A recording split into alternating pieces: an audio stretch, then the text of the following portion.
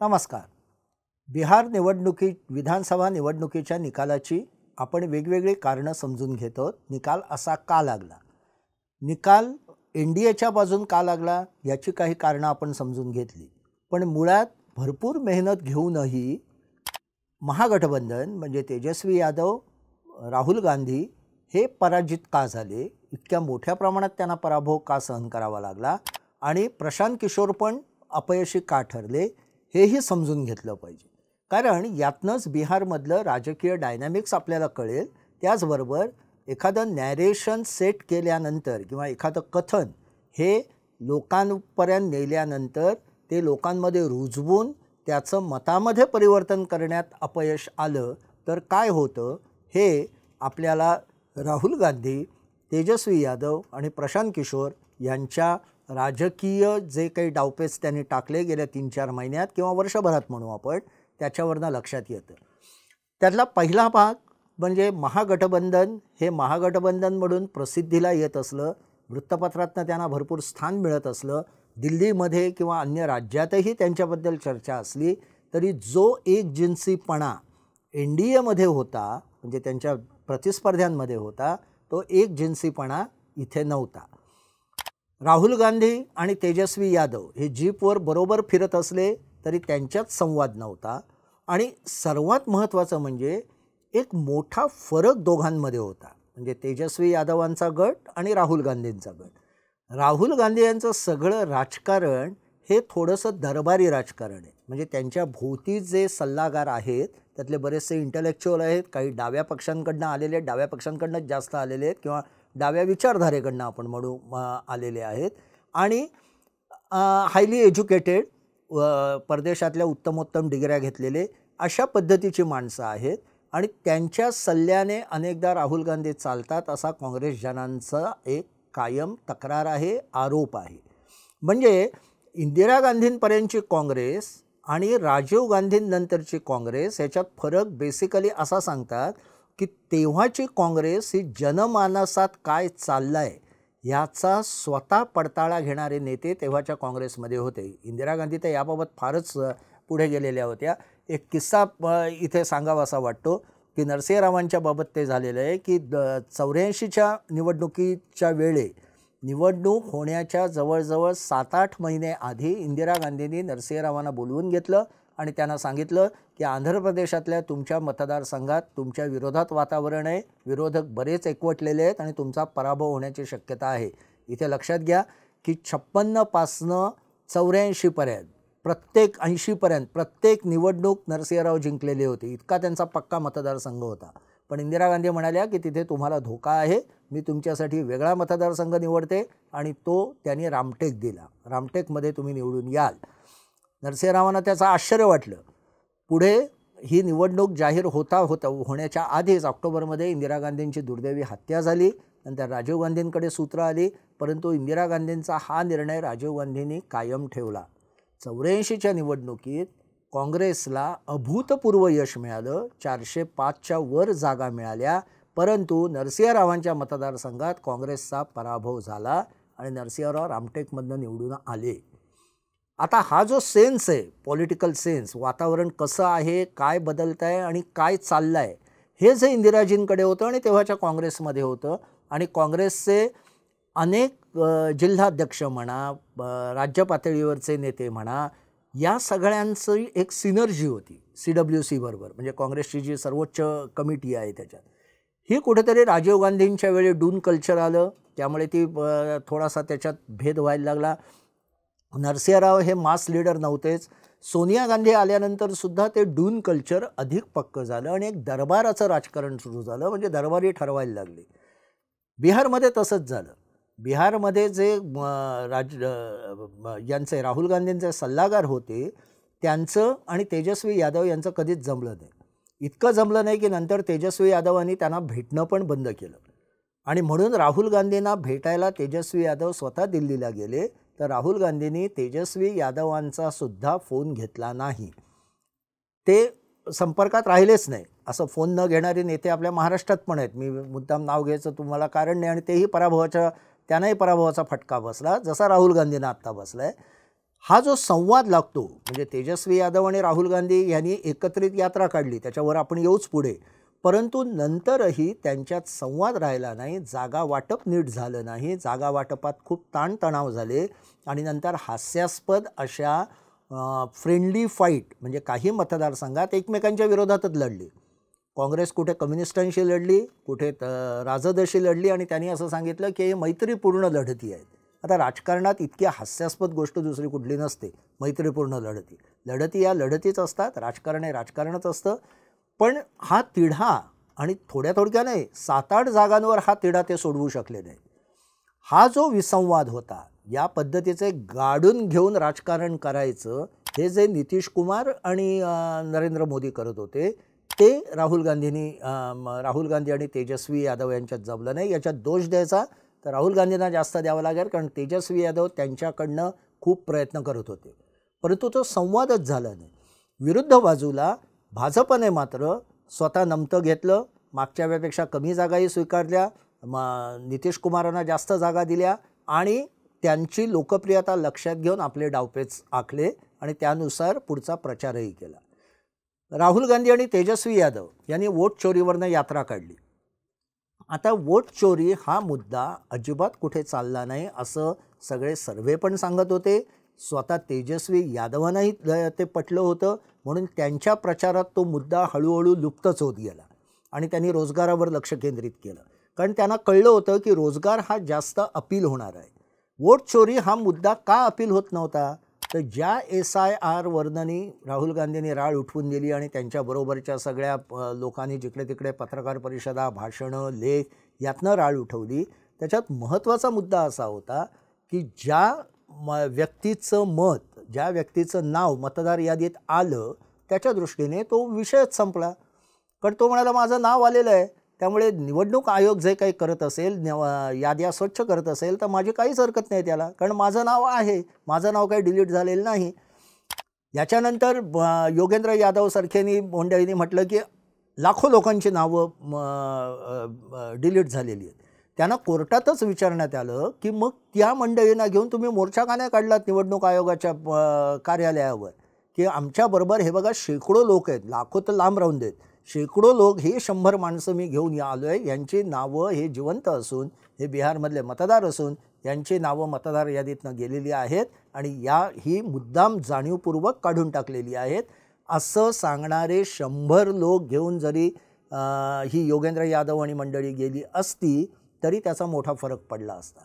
तसं न झाल्यामुळे वोट चोरी हा मुद्दाच लांब गेला. तो इमोशनल मुद्दा झाला नाही. निवडणूक ही नेहमी इमोशनल मुद्द्यावर लढवली जाते आणि म्हणून वोट चोरीवरनं जरी तेजस्वी यादव आणि राहुल गांधी यांनी यात्रा काढलेल्या असल्या तरीसुद्धा ती यात्रा यशस्वी ठरली नाही. म्हणून इथे हा एक प्रश्न येतो, कोणत्या यात्रा यशस्वी ठरतात आणि कोणत्या ठरत नाहीत. जी यात्रा असा विषय घेऊन पुढे येते की ज्यामुळे मतदारांबरोबर एक भावनिक संबंध निर्माण होतो, एक इमोशनल कंटेंट त्यात असतो की ज्यामुळे मतदार आकर्षित होतात, अशी यात्रा अशा विषयावर घेऊन जेव्हा यात्रा निघते तेव्हा ती यशस्वी होते. अशा पद्धतीच्या यात्रेचे अध्वर्यू किंवा ज्यांच्यामुळे या पद्धतीचं, जसं सत्याग्रह हे महात्मा गांधींनी आपल्याला एक मोठी देणगी दिली, तशीच यात्रा ही सुद्धा त्यांचीच देणगी आहे.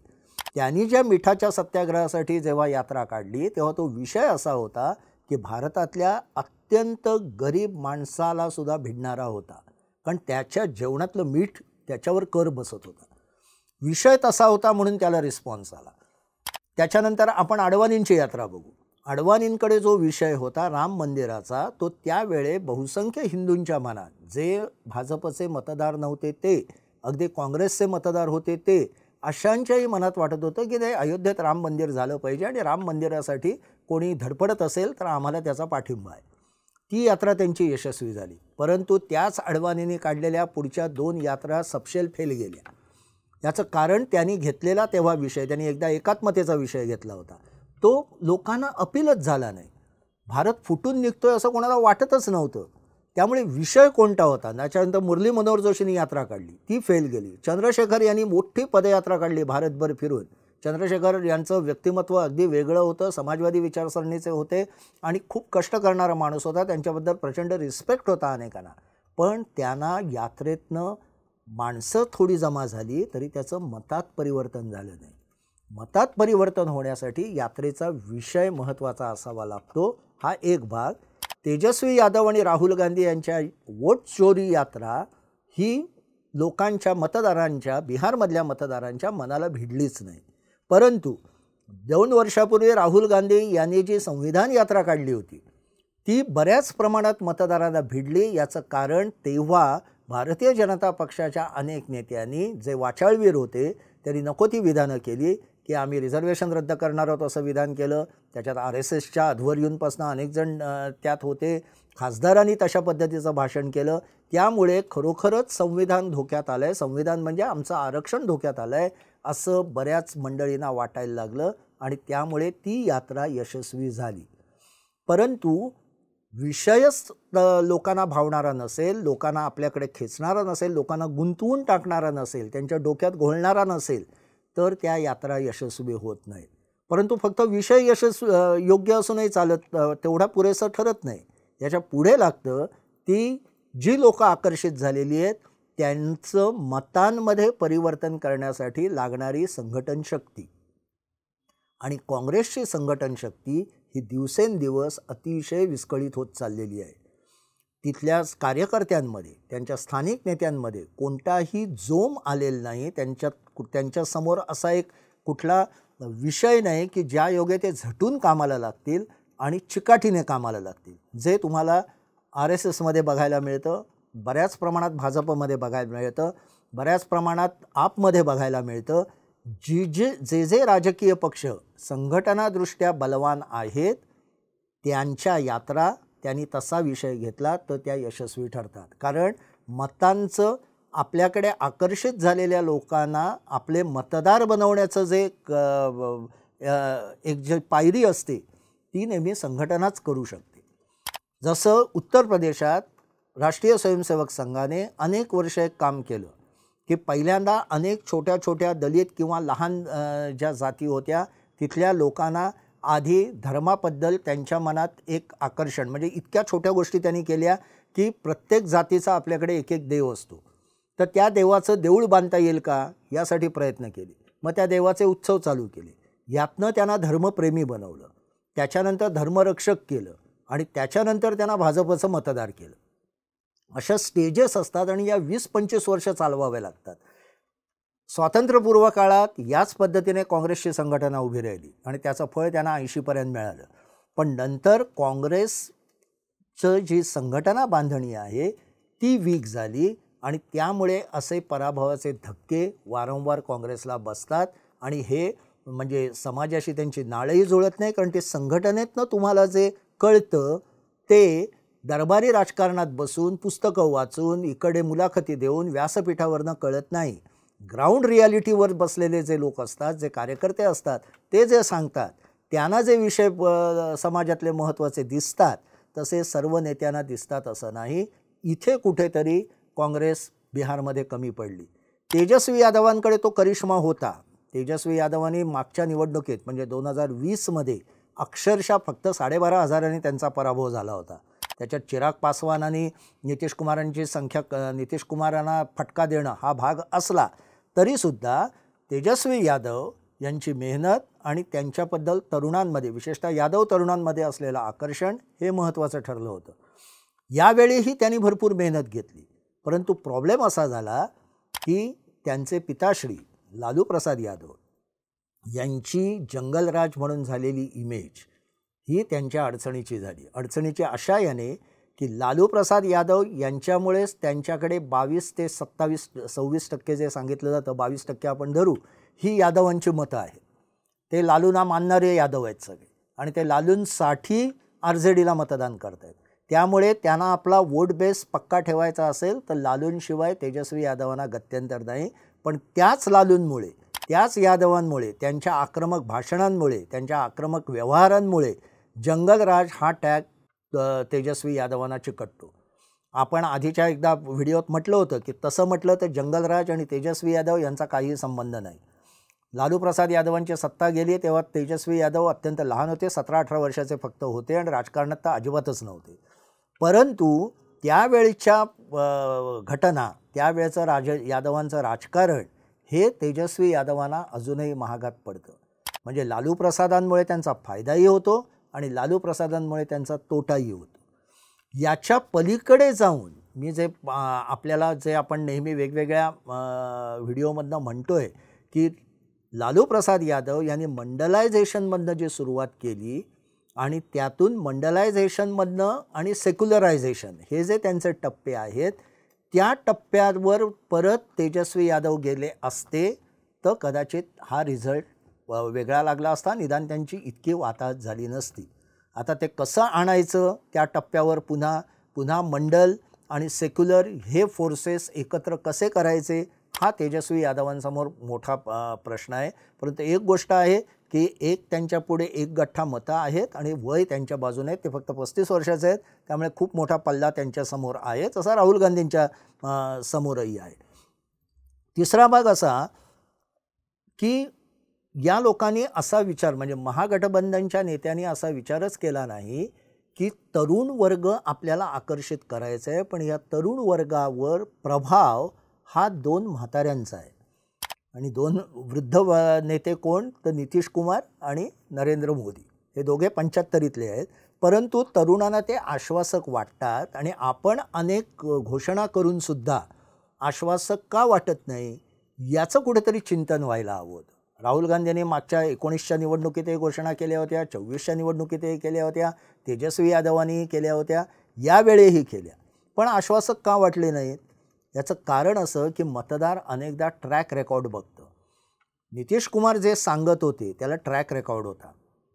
आपण अनेकदा म्हणतो की नितीश कुमारांनी 5पासनं महिला मतदार आपल्या बाजूला येतील अशा पद्धतीने महिला मतदारांची एक मतपेढी, एक कॉन्स्टिट्युएन्सी ॲक्रॉस कास्ट, म्हणजे जातींना बाजूला ठेवून, जात ही आयडेंटिटी बाजूला ठेवून महिला मतदान करायला लागल्या. कदाचित धर्म ही आयडेंटिटी बाजूला ठेवून हे मतदान त्यांनी केलेलं असेल असं ही निवडणूक सांगते. अशा पद्धतीने मतपेढी उभी करणं हे नितीश कुमारांनी 20 वर्षात करून दाखवलं. त्याच्या वेगवेगळे स्टेजेस आहेत. साधी गोष्ट घेतली की लॉ अँड ऑर्डरबद्दल जेव्हा नितीश कुमार बोलतात तेव्हा महिला त्यांच्यावर विश्वास ठेवतात. याचं कारण पोलिसांमध्ये 20% महिलांना रिझर्वेशन हे नितीश कुमारांनी दिलं. नगरपालिका, ग्रामपंचायत या सगळीकडे रिझर्वेशन, महिलांसाठी रिझर्वेशन नितीश कुमारांनी दिलं. त्यामुळे फक्त शिक्षणात आरक्षण याने होत नाही. लॉ अँड ऑर्डरची काहीतरी सूत्र आपल्या हातात हा माणूस देतोय. जे पुरुषांचं जिथे वर्चस्व होतं, जिथे यादवांचं वर्चस्व होतं, ते लॉ अँड ऑर्डर म्हणजे कायदा आणि सुव्यवस्था राखणारे पोलीस दल, याच्यात आपल्याला प्रतिनिधित्व आहे, आपला हक्काचं प्रतिनिधित्व आहे आणि ते नितीश कुमार या माणसामुळे मिळत आहे. हे कुठेतरी ठसलं. त्यामुळे तुमचं ट्रॅक रेकॉर्ड बघितलं जातं. जे नितीश कुमाराने एकदा जाणवलं होतं, जेव्हा त्यांनी नरेंद्र मोदींना 2015मध्ये चॅलेंज दिला होता तेव्हा ते टिकू का नाही शकला. पंतप्रधान पदासाठी नरेंद्र मोदी गुजरात मॉडेल घेऊन देशासमोर आले होते आणि ते मॉडेल त्यांचं 2002 ते 2014 या काळातलं ट्रॅक रेकॉर्ड, गुजरातचा जो काही विकास झाला न झाला याच्याबद्दल वाद असतील पण झालेला दिसतो. या अनेक गोष्टी, अधिक हिंदुत्व, हा त्यांचा ट्रॅक रेकॉर्ड होता. नितीश कुमारांसमोर तसा ट्रॅक रेकॉर्ड तेव्हा नव्हता, कारण बिहार हे काय कोणासाठी देशात आदर्श राज्य नव्हतं, तेव्हाही नव्हतं, आताही नाही आहे. पण नितीश कुमारांनी महिलांच्या बाबत मात्र एक आपला आदर्श ट्रॅक रेकॉर्ड तयार केला. तसा ट्रॅक रेकॉर्ड राहुल गांधी किंवा तेजस्वी यादव यांच्या मागे नव्हता. ती लेगसी नव्हती. मगाशी म्हटलं तसं तेजस्वी यादवांवर लेगसी किंवा त्यांच्यावर अवजड ओझं कसलं पडलं तर लालूंच्या जंगलराटचं. राहुल गांधींवर अवजड ओझं कसलं पडलं तर घराणेशाहीचं, किंवा ते अनेकदा जे भलतेच इश्यू घेऊन, मग रफेल असेल किंवा बे असेल, यातनं जे काम करतात त्याचं. ट्रॅक रेकॉर्ड तुमचं नसल्यामुळे तुम्ही आश्वासनं देतायत ती खरोखर प्रत्यक्षात येतील की नाही ही शंका मतदारांच्या मनात यायला लागली. म्हणजे प्रत्येक घरात रोजगाराचा प्रश्न हा अतिशय जटिल आहे, हे सगळ्यांना माहिती आहे. पण रोजगार हा अत्यंत आस्थेचा विषय आहे प्रत्येकासाठी, फक्त तरुणांसाठी नाही, त्यांच्या आईवडिलांसाठी पण तो आहे, त्यांच्या आजी आजोबांसाठी पण तो आहे. प्रत्येकासाठी रोजगार हा विषय आहे. परंतु त्याच्यावरचं सोल्युशन तेजस्वी यादवांनी काय आणलं, तर मी प्रत्येक घरात सरकारी नोकरी देईन. त्या असं बोलल्याबरोबर त्यामागची गंभीरताच गेली, विश्वासार्हताच गेली. कारण हे अशक्य आहे, खेडूतालाही कळत होतं की प्रत्येक घरातल्या प्रत्येक व्यक्तीला सरकारी नोकरी देणं किंवा एका व्यक्तीला सरकारी नोकरी देणं हे अशक्य आहे. हे कधीही आश्वासन पूर्ण होण्यातलं नाही. हे जेव्हा खेडूतांच्या लगेच लक्षात आलं तेव्हा या घोषणेची ताकदच संपली. आणि विरुद्ध बाजूला 10,000 लोनवर का असेना पण मिळतायत ना, यामुळे महिला वर्ग आश्वस्त झाला की जे आज चालू आहे ते पुढेही चालू राहील. आम्हाला निदान नोकरी मिळेल न मिळेल हा पुढचा मुद्दा आहे, पण निदान 10,000 रुपये आम्हाला लोन पायी मिळतील. हा जो ट्रॅक रेकॉर्डचा भाग आहे हा मतदारांना आपल्याकडे आकर्षित करण्यात यशस्वी ठरतो. हा प्रत्येक वेळ ठरतोच असं नाही, मी एक एक फॅक्टर सांगतोय. कारण काही वेळेला डिलिव्हरी उत्तम असूनही पराभव होतो, जसा केजरीवालांचा झाला. किंवा तेलंगणामध्ये BRS, ज्यांना BRS सरकारनं सगळ्यात जास्त दिलेलं होतं मतदारांना, पण मतदार भुलले नाहीत तेव्हा. कारण त्याची कारणं आणखी वेगळी आहेत. भ्रष्टाचारापासून वेगवेगळी इमेजचा प्रश्न आहे. इथे क्लीन इमेज असलेला, ज्याची इमेज अतिशय चांगली आहे, जो लोकांना आपलासा वाटतो, असे नितीश कुमार, ज्यांच्यावर भ्रष्टाचाराचे आरोप नाहीत असे नरेंद्र मोदी, आणि जे कणखर नेतृत्व वाटतात असे नरेंद्र मोदी, यांच्या विरोधात उभे राहताना त्यांच्याहून उंच जाणारी अशी प्रतिमा, अशी धोरणं आणि ती राबवण्याचा ट्रॅक रेकॉर्ड, म्हणजे आजही राहुल गांधींना असं काँग्रेस प्रणित असं राज्य देशासमोर ठेवता येत नाही की बघा हे आदर्श राज्य आहे, मी जर का देशाचा पंतप्रधान झालो तर या राज्यात जसा कारभार चालतो तसा मी देशभर करून दाखवीन, असा अद्याप झालेलं नाही. जे मोदींनी 2014मध्ये लोकांच्या मनावर ठसवलं होतं, कितपत बरोबर होतं चूक होतं वेगळा भाग आहे, पण लोकांच्या मनावर ठसलं होतं की आम्हाला गुजरातसारखं व्हायचं आहे. राजस्थानमधल्या माणसाला वाटत होतं मला गुजरातसारखं व्हायचं आहे, महाराष्ट्रातल्या लोकांना वाटत होतं गुजरातसारखं आपलं राज्य झालं पाहिजे, बिहार, आसाम कुठेही जा. हा जो फरक आहे, तामिळनाडूत तसं वाटलं नाही, कारण तामिळनाडू ऑलरेडी डेव्हलप होत चाललं होतं त्याच मार्गाने, त्यामुळे तिथे नरेंद्र मोदींची जादू चालत नाही. केरळमध्ये चालत नाही. जिथे जिथे ट्रॅक रेकॉर्ड चांगला आहे, डिलिव्हरी सिस्टीम चांगली आहे, तिथे तिथे मोदींची जादू चालली नाही. इथे मात्र बिहारमध्ये ट्रॅक रेकॉर्ड आणि डिलिव्हरी ह्या दोन्हीत नितीश कुमार हे उजवे ठरले, आणि त्यांच्याहून अधिक चांगली डिलिव्हरी, अधिक चांगलं सुशासन, अधिक चांगल्या योजना आम्ही देऊ शकू असं दाखवू शकले नाहीत राहुल आणि तेजस्वी यादव. ते फक्त नितीश कुमार जे जाहीर करत होते त्याला रिॲक्शन देत होते. हा एक महत्त्वाचा भाग आहे. त्यामुळे तरुण वर्गसुद्धा तुलनेने वयाने मोठे असलेले, वानप्रस्थाश्रमाकडे गेलेले मोदी आणि नितीश कुमार यांच्यावर 35शीतल्या आणि 45शीतल्या राहुल गांधींपेक्षा तरुण महिलांनी, विद्यार्थिनींनी आणि तरुण वर्गातल्या अनेकांनी विश्वास ठेवला. हे ह्या राजकारणातलं एक छुपा पैलू आहे, आणि त्याच्यावर महागठबंधनच्या लोकांनी चिंतन केलं पाहिजे असं मला वाटतं. तर या पद्धतीने एक एक गोष्टी गृहीत धरत ही मंडळी काम करत गेली. जसं यादव आणि मुस्लिम मतं आपल्याबरोबरच राहणार आहेत असं हे कायम गृहीत धरत पाहिले. त्यामुळे आपल्याला एक 35, 30, 32% मतं हमखास मिळणार आहेत हे समजून ते पुढचे पावलं टाकत गेले. पण यादवांमधले काही यादव, मुस्लिमांमधल्या काही महिला आणि काही मुस्लिम हे योजनांमुळे आणि अन्य गोष्टींमुळे आपल्यापासून सरकू शकतात याचा अंदाज बांधता आला नाही. आणि हे अंदाज बांधणं हेच खरं नेतृत्वाचं कसं बसतं. जसा हा अंदाज मोदींना खूप उशिरा आला 2024च्या निवडणुकीत, पण तोपर्यंत निवडणूक हातातनं गेलेली होती. परंतु नंतरच्या निवडणुकीत भारतीय जनता पक्षाला तो अंदाज अचूक आला, जे त्यांना महाराष्ट्रात दिसून आलं, आपल्याला जे हरियाणात दिसून आलं आणि आता बिहारमध्ये दिसून आलं. तर जनमनाचा अंदाज घेणं, त्यानुसार घोषणा करणं, त्यानुसार धोरणं आखणं, एखादं मॉडेल जनतेसमोर ठेवणं, आदर्श व्यवस्था एखाद्या राज्यातली आपल्यामुळे आलेली दाखवून देणं, अशा सर्व गोष्टीचा एकत्रित परिणामाने विजय तरी होतो, नाहीतर या गोष्टी नसतील तर पराभव तरी होतो.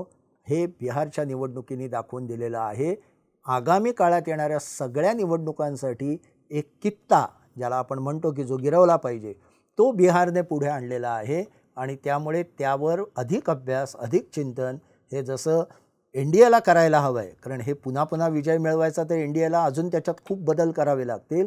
त्याचबरोबर इंडियाला चॅलेंज देताना या गोष्टींचा अभ्यास राहुल गांधी आणि तेजस्वी यादव आणि त्यांच्या भोवती असलेली सगळी मंडळी, त्या पत्रकार म्हणा, विचारवंत म्हणा, लेख लिहिणारे म्हणा, या सर्वांना करावं लागेल असं बिहारची निवडणूक आपल्याला दाखवून देते. आता आणखी एक गेला अनेक काळ, गेली जवळजवळ 3 वर्ष सर्वांच्या मनात घोळत असलेला विषय म्हणजे प्रशांत किशोर यांचं राजकारण.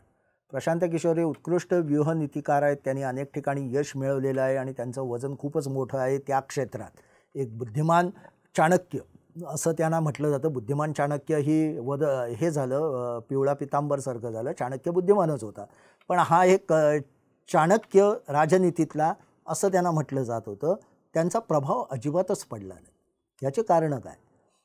त्यांनी मुद्दे तर व्यवस्थित उपस्थित केले होते, महत्त्वाचे केले होते. ते रोजगारावर बोलत होते, ते भ्रष्टाचारावर बोलत होते, परंतु हे प्रश्न प्रशांत किशोर सोडवू शकतील असं जनतेला का वाटलं नाही याचा विचार प्रशांत किशोर यांनाच करावा लागेल.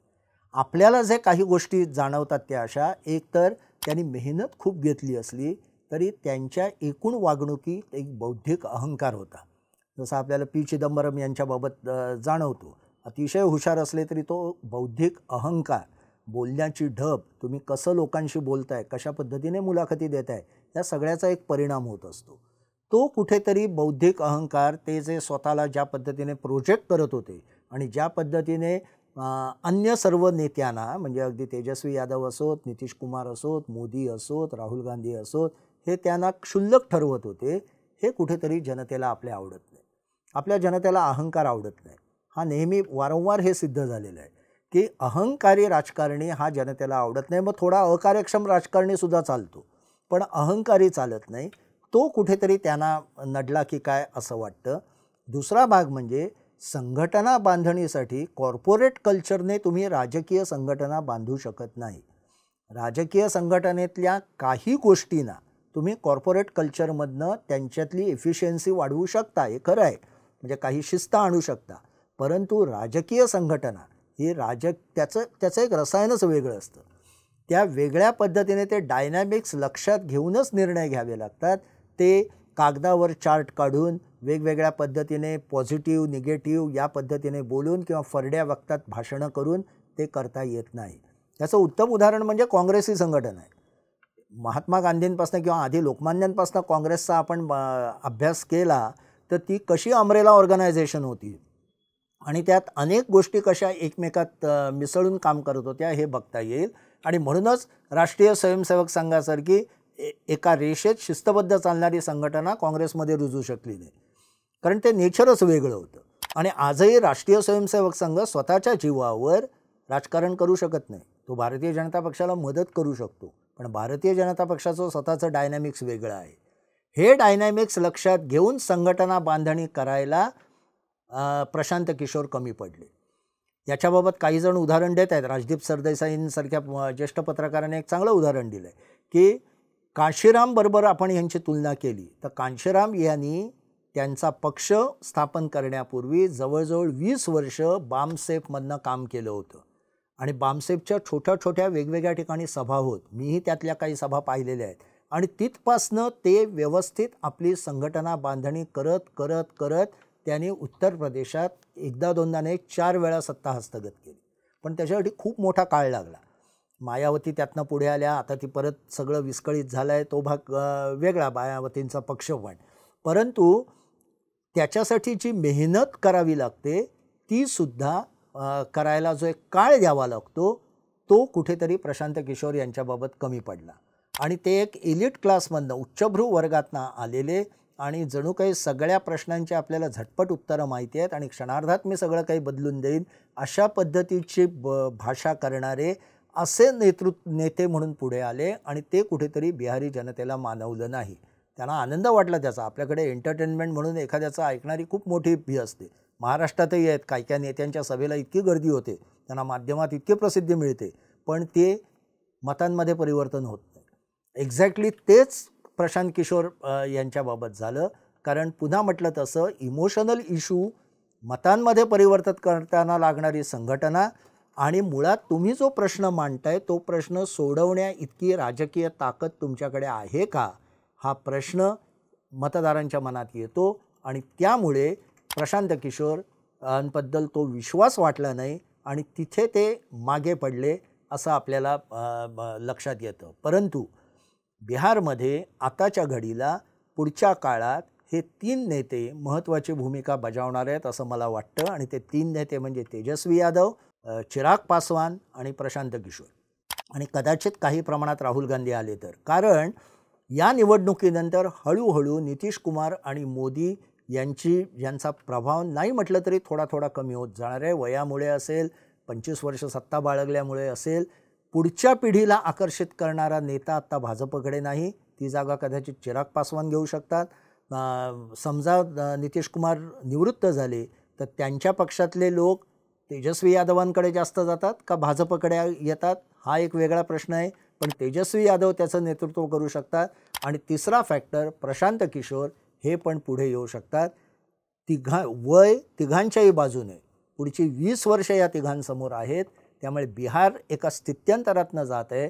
त्यामुळे प्रशांत किशोर जरी अपयशी ठरले असले तरी त्यांना आपण राईट ऑफ करू शकत नाही. पुढच्या 5-10 वर्षात ते कदाचित आपली चमक दाखवू शकतील. धन्यवाद.